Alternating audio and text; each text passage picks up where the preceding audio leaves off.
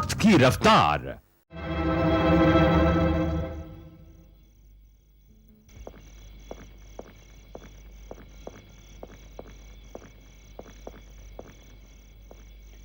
हद होती है किसी बात की। अरे क्या हुआ?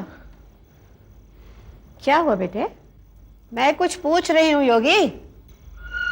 बा, अब ये कोई बचपन का खेल तो रहा नहीं जो मैं रोता हुआ आपके पास आऊं और शिकायत करूं।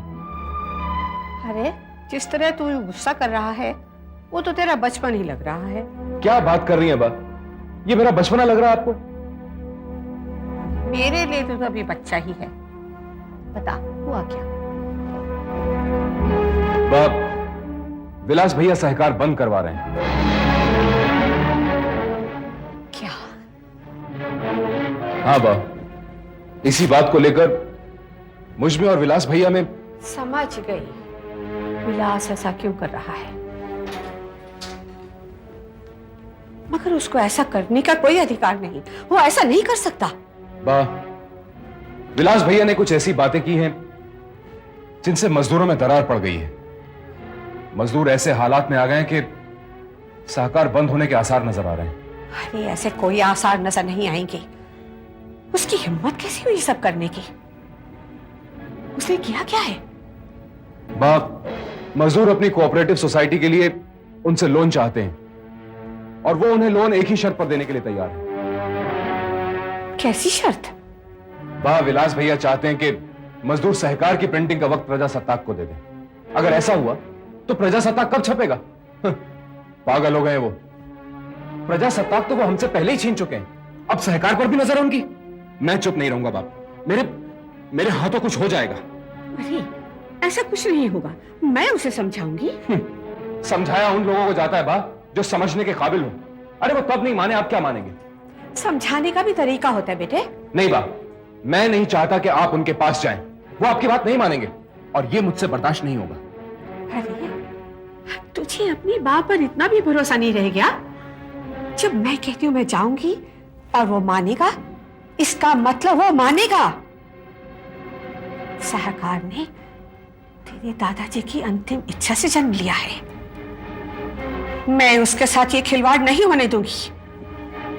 मैं उसे सब बताऊंगी। हाँ।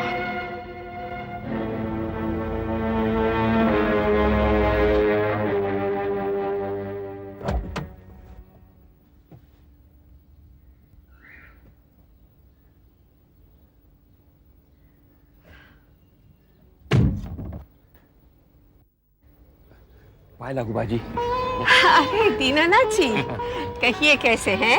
आपका आशीर्वाद है। बीवी बच्चे तो सब कुशल हैं? हाँ, सब ठीक है। यादव आपका कैसा चल रहा है? बहुत अच्छा चल रहा है। बेटी का क्या हाल है अब? अब ठीक है। अच्छा, कौन सी कक्षा में पढ़ती है? 8वीं कक्षा में है। अरे इतनी बड़ी हो गई। बाजी आज बहुत दिनों के बाद प्रेस में आई है। आप सब लोग इतना अच्छा काम कर रहे हैं, सोचा चल के देखा। अच्छा ही किया आपने।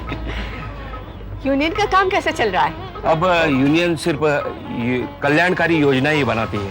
अच्छा, किसी चीज की जरूरत हो तो मुझसे कहना। हाँ, यूनियन की अभी नई एम्बुलेंस आने वाली है, एक आध महीने में मिल जाएगी। ये तो बहुत अच्छा है। उसका उद्घाटन आपको ही करना होगा। हाँ। जरूर आऊंगी, जरूर आऊंगी। अच्छा तो हम चले। हाँ। नमस्ते। Hello dad. हेलो। आप जल्दी आ गए ऑफिस से? हाँ, वो चीफ मिनिस्टर के साथ मीटिंग थी, उसके बाद सीधा घर चला आया। हाँ। बारी आई तुम्हारे साथ? डैड, बास से मुलाकात हुई थी ऑफिस में, लेकिन वो बोली कि वो विलास भैया से मिलना चाहती हैं, इसलिए मैं। बा ऑफिस में थी ना? जी हाँ। विलास था ऑफिस में? हाँ डैड। डैड, हमें बा को रोकना चाहिए था ऑफिस में जाने से, लेकिन वो हमारे कहने से रुकती नहीं। विलास भैया सहकार के साथ जो खेल खेल रहे हैं ना, बा उससे बहुत डिस्टर्ब है। लेकिन मुझे अब लग रहा है कि मुझे वहां रुक जाना चाहिए था। पता नहीं विलास भैया बा के साथ कैसे बर्ताव करेंगे। तुम वहां रुक के क्या कर लेते? अगर तुम वहां रुकते तो बात छेड़ती नहीं। लेकिन डैड, मुझे चिंता हो रही है, कहीं वो बा का अपमान ना कर दें। नहीं, वो ऐसा नहीं करेगा। उनका क्या भरोसा डैड? प्रजासत्ताक छीनकर वो बा के दिल को पहले ही ठोकर मार चुके हैं। रिश्तों का लिहाज उन्होंने रखा ही कब है? और अब जबान से अपमान करने में उनका क्या जाएगा? देखो योगेश, बा विलास की भी बा है, और बा के खिलाफ उल्टी सीधी बात करने के लिए विलास अभी इतना गिरा नहीं। क्या पता डैड, शायद अब वो अपनी हदों से नीचे गिर गए हों। लेकिन डैड, अगर विलास भैया ने बा से कोई भी उल्टी सीधी बात की ना, तो मैं उनका मुंह तोड़ जवाब दूंगा।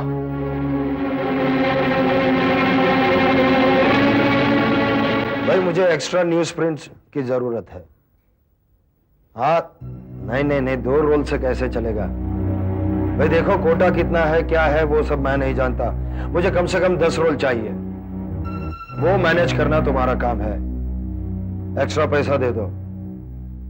ये काम तुम्ही को करना होगा। पेमेंट तुम्हें एडवांस में मिल जाएगा। Thank you.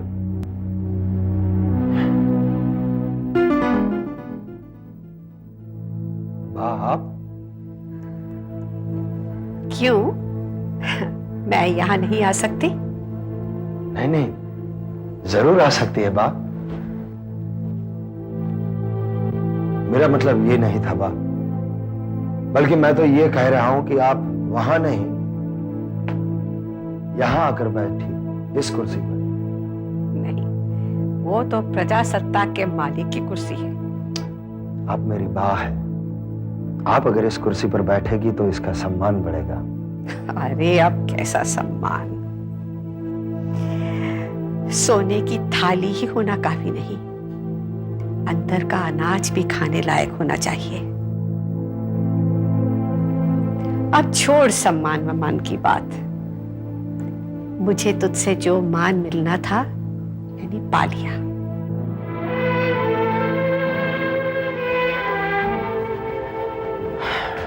बा, कितने दिनों के बाद तुम्हें देख रहा हूं।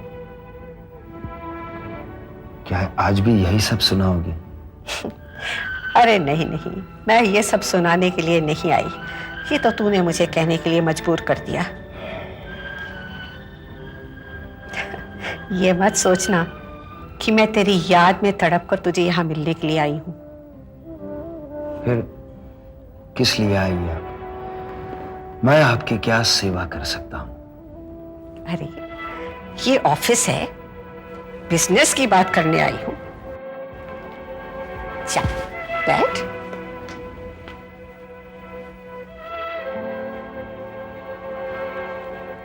बैठ।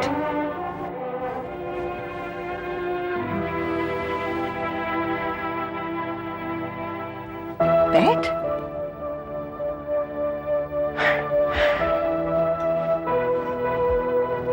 कहिए बा, मैं आपकी हर बात सुनने के लिए तैयार हूं।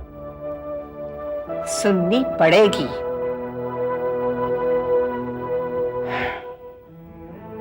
कहिए। विलास, एक बात साफ साफ कह देती हूं, सहकार किसी भी हालत में बंद नहीं होगा। ये तुम्हारे दादाजी की अंतिम इच्छा का फल है। सहकार ने हमारे मजदूरों की आत्मा को जागृत किया है। सहकार बंद नहीं होगा। बा, आप ये सब बातें मुझे क्यों कह रही है?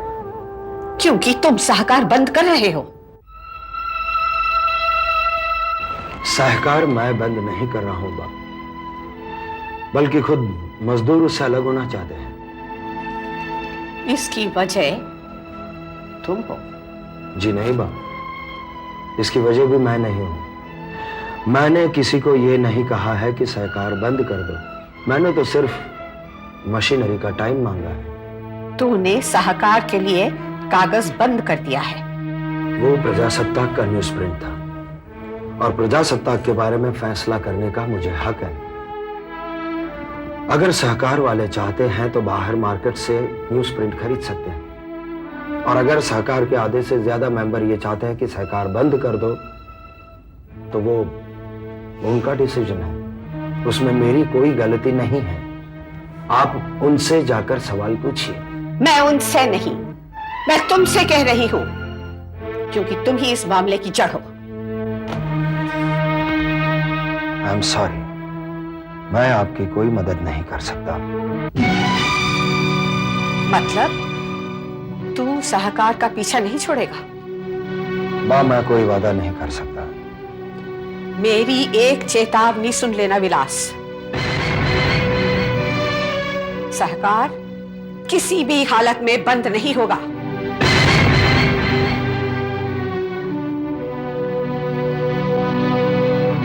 मां, मैं आपको घर तक छोड़ दूं? नहीं, अभी मुझ में इतनी शक्ति है कि मैं अपने आप को संभाल सकूं। मुझे तेरे सहारे की जरूरत नहीं।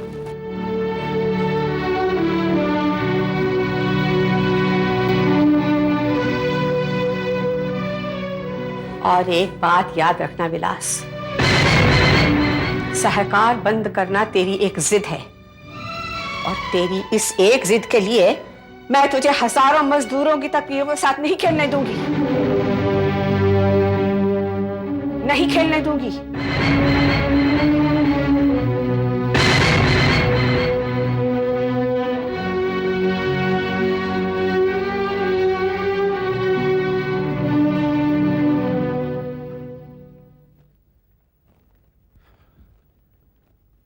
बा, क्या बात है, बहुत जल्दी आ गई आप? मैं तो वहां रुक रहा था, फिर आपने मुझे रुकने के लिए मना क्यों कर दिया? अरे ठीक ही तो किया। क्या कहा विलास भैया ने? वो क्या कहेगा, कहने तो मैं गई थी। फिर आपने क्या कहा? अरे क्या कहना था, बता दिया। मैं यहां तेरी बा बनकर नहीं आई हूं, मैं सहकार की मेंबर हूं। योगेश, तू फिक्र मत कर, मैं सहकार को बंद नहीं होने दूंगी। इसका मतलब है बा कि फिक्र करने वाली ही बात है, उन्होंने आपकी बात नहीं मानी। अरे नहीं रे। बा, कहीं उन्होंने आपसे कुछ ऐसी ऐसी बात तो नहीं कह दी? नहीं, कुछ नहीं कहा। मैंने उसे मौका ही नहीं दिया। मैंने उसे प्रजासत्ताक के बारे में कुछ भी नहीं पूछा, ना ही उसे काम के बारे में पूछा। मैंने उसे इतना समझाया कि देख, सहकार किसी भी कीमत पर बंद नहीं होगा, और मुझे उम्मीद है कि वो मेरी ये बात नहीं टालेगा। बाप, अरे मेरी पूरी बात तो सुन ले।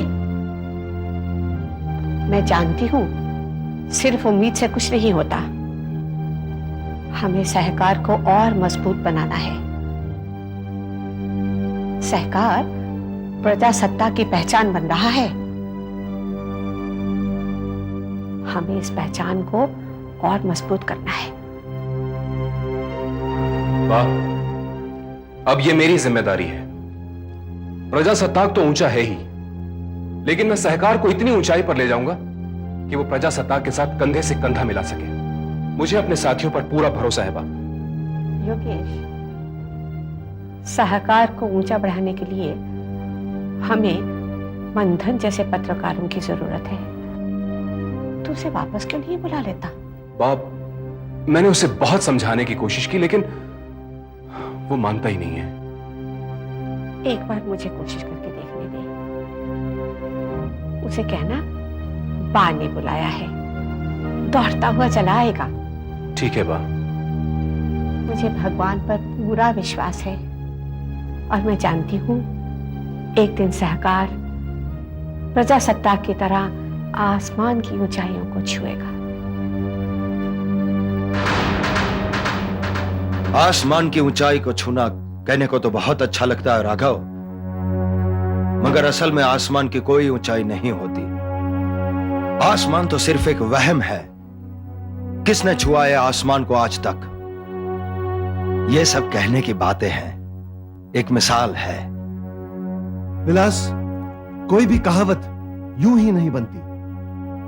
आसमान की ऊंचाइयों को छूना का मतलब तुम अच्छी तरह से जानते हो।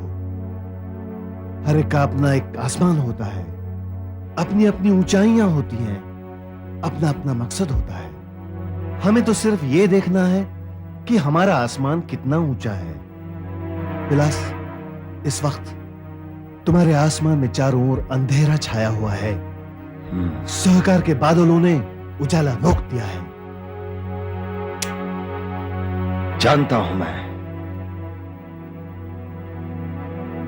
विलास, जानते हो प्रजासत्ताक की सर्कुलेशन को घटाने में सहकार का कितना बड़ा योगदान है? हाँ, ये भी मैं जानता हूं। लोग भी कैसे पागल होते हैं। जो किसी जमाने में प्रजासत्ताक के दीवाने थे, आज वही लोग सहकार के लिए उतावले होते जा रहे हैं। नहीं राघव, लोग पागल नहीं है, हम पागल हैं। हम लोगों की नफ्स को पकड़ नहीं पा रहे हैं। प्रजासत्ताक में कोई ऐसी खास बात थी जिससे लोग उसके दीवाने थे, और आज वही बात सहकार में उतर आई है। इसीलिए सहकार को बंद हो जाना चाहिए। और एक वजह है, सहकार तुम्हारे दुश्मनों का एक बहुत बड़ा हथियार है। सहकार बंद हो जाएगा तो उनका रास्ता अपने आप बंद हो जाएगा। नहीं, सहकार बंद नहीं होगा। हाँ, नहीं होगा, लेकिन अगर तुम चाहो तो जरूर हो सकता है। मैं सहकार को बंद नहीं होने दूंगा। क्या बात है विलास, ये अचानक तुम्हारे मन में तब्दीली कैसे आन पड़ी? राघव, बा का हुक्म है कि सहकार बंद नहीं होगा, और मैं अब उनको ज्यादा दुखी नहीं कर सकता। मैंने उनकी आंखों में तड़प देखी है, अब मैं और कुछ बर्दाश्त नहीं कर सकता। तुम जानते हो तुम क्या कह रहे हो विलास? सहकार तुम्हारे लिए एक जहरीला पौधा है, जो आज तो बहुत छोटा सा नजर आ रहा है, लेकिन एक बात याद रख लो दोस्त, एक दिन यही छोटा सा दोपहर का अखबार बड़ा होके घर घर में पहुंच जाएगा। तब क्या करोगे? तुम्हें उसे रोकना पड़ेगा। खत्म करो उसे। नहीं राघव, किसी भी हालत में सहकार बंद नहीं होगा। तुम्हें ऐसा करना पड़ेगा। तुम मुझसे जबरदस्ती नहीं कर सकते। विलास, ये कोई खेल नहीं हो रहा है। मैं भी तुम्हें यही समझाना चाहता हूं कि ये कोई खेल नहीं है। मैं तुम्हारे हाथों की कठपुतली नहीं कि तुम जो चाहो मैं करता जाऊं। मैं क्या कर रहा हूं? मैं तो बस सिद्धि देवी जी का आदेश तुम तक पहुंचा रहा हूं, बस वही कर रहा हूं। तो सिद्धि देवी को भी कह दो कि सहकार किसी भी हालत में बंद नहीं होगा। तुम्हारी मर्जी, लेकिन एक बात याद रखो, सिद्धि देवी जी में इतनी ताकत है कि वो सहकार बंद करवा सकती है। नहीं, वो सहकार कभी भी बंद नहीं करवा सकती।